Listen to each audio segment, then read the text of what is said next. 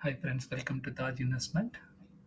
இன்னைக்கு வீடியோ நம்ம பார்ப்போம். ஃப்ரெண்ட்ஸ், நான் ஒரு செபி ரிஜிஸ்டர்ட் இன்வெஸ்டர் கிடையாது. இதில் கொடுக்குறது வீடியோ எல்லாமே வந்து ஒரு எஜுகேஷன் பர்பஸ்க்காக தான். எந்த பாய் செல் ரெக்கமெண்டேஷனும் கிடையாது. வாங்க ஃப்ரெண்ட்ஸ், வீடியோ பார்ப்போம். மார்க்கெட் வந்து இன்னைக்கு கொஞ்சம் பவுன்ஸ் ஆயிருக்கு. இதுக்கு வந்து என்ன காரணம்னு பார்த்தீங்கன்னா, தொடர்ந்து ஒரு வாரமாக வந்து மார்க்கெட் ரொம்ப டவுன்லேயே தான் இருந்துச்சு. அதனால இன்னைக்கு வந்து அது கொஞ்சம் அப் ஆயிருக்குது.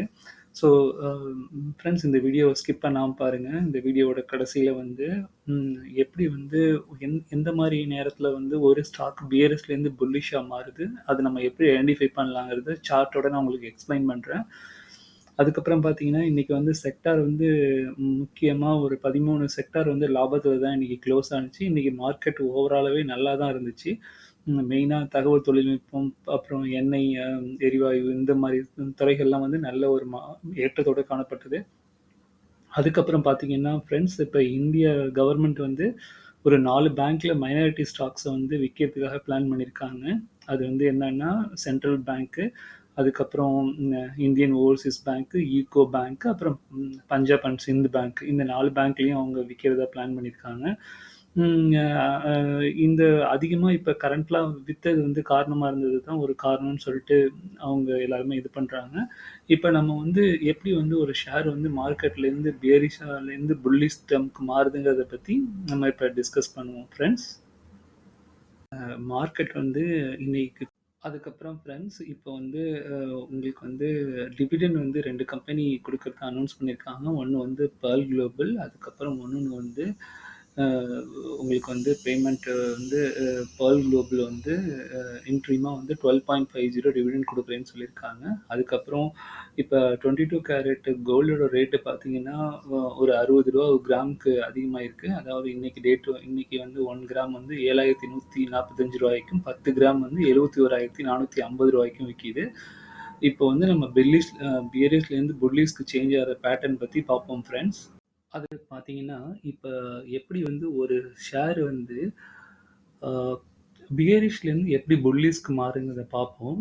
இத டீட்டெயில் குடுத்துட்டு நான் உங்களுக்கு எக்ஸாம்பிளா நான் சொல்றேன்.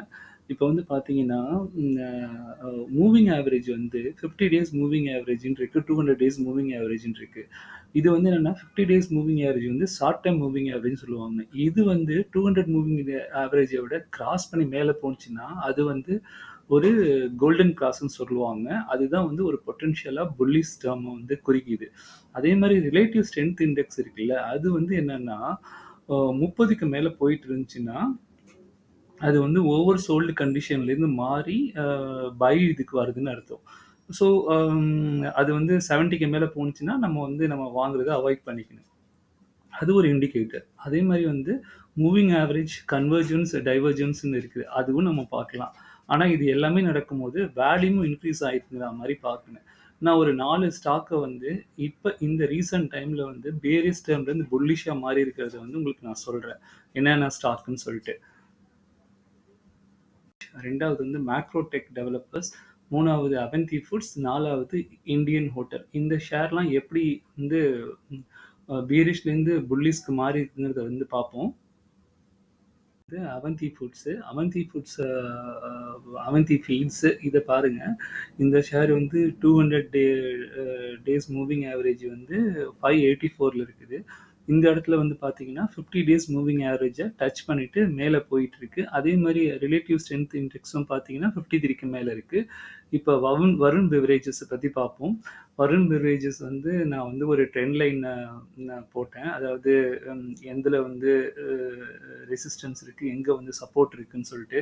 இங்க பாருங்க கிளியரா இது வந்து அ அ ப்ரீவியஸ் வீக்ஸ் எல்லாம் வந்து 200 டேஸ் மூவிங் ஆவரேஜ விட கீழ போயிடுச்சு ரொம்ப. 566 கிட்ட போயிடுச்சு. ஆனா இப்ப ரீசென்ட்டா பார்த்தீங்கன்னா, அதாவது 19 நேத்து ஒரு பெரிய ஒரு கிரீன் புல்லிஷ் சிக்னல் கிடைச்சிருக்கு. கேண்டில் கிடைச்சிருக்கு. அதுக்கப்புறம் ஃபர்தரா இன்னொரு ஒரு கேண்டில் கிடைச்சிருக்குது.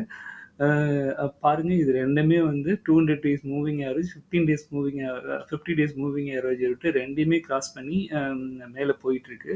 ஸோ இது ஃபர்தரா போணுச்சுன்னா, இந்த ட்ரெண்ட் லைன் படி பார்த்தீங்கன்னா, இது 650 வரைக்கும் போயிட்டு, அத கிராஸ் பண்ணி மேல போறதுக்கும் வாய்ப்பு இருக்கு. இல்ல இங்கேயே ரெசிஸ்டன்ட் எடுத்து கீழ வரதுக்கும் வாய்ப்பு இருக்கு. பட் இதுதான் வந்து உங்களுக்கு வந்து ஒரு எக்ஸாம்பிள்க்காக நான் சொல்றேன். இது வந்து பை செல் ரெக்கமெண்டேஷன் கிடையாது.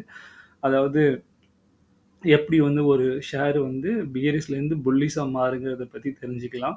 அதேதான் அடுத்தது வந்து இந்த நான் சொன்ன மேக்ரோ டெக்கும் பார்த்தீங்கன்னா, அதுவும் பாருங்க இந்த இடத்துல வந்து 50 டேஸ் மூவிங் ஆவரேஜ் கிட்ட தொட்டுட்டு மேல போக ட்ரை பண்ணுது. இந்த இடத்துல ரிலேட்டிவ் ஸ்ட்ரென்த் இண்டெக்ஸும் 56 கிட்ட இருக்குது. விபிஎல்யோட ரிலேட்டிவ் ஸ்ட்ரென்த் இண்டெக்ஸும் பார்த்தீங்கன்னா, அதுவும் 60 கிட்ட இருக்குது. இது மேல வந்து போம்போது மேல போகும். நீங்க பாருங்க ஸ்டாக் ரொம்ப லோவா போம்போது ரிலேட்டிவ் ஸ்ட்ரென்த் இண்டெக்ஸ் வந்து ரொம்ப குறைஞ்சு கீழ போயிடும். ஸோ இதுதான் ஃப்ரெண்ட்ஸ் நான் சொல்ல வந்தது. என் வீடியோவ உங்க ஃப்ரெண்ட்ஸ்க்கு ஷேர் பண்ணுங்க. நீங்க சப்ஸ்கிரைப் பண்ணிட்டு பெல் பட்டன் அழுத்துனீங்கன்னா தான் நான் போடுற வீடியோலாம் உங்களுக்கு இம்மீடியட்டா கிடைக்கும். இந்த வீடியோ உங்களுக்கு ஒரு பயனுள்ளதா இருக்கும்னு நினைக்கிறேன். என் வீடியோவ லைக் பண்ணுங்க, ஷேர் பண்ணுங்க friends. Thank you so much.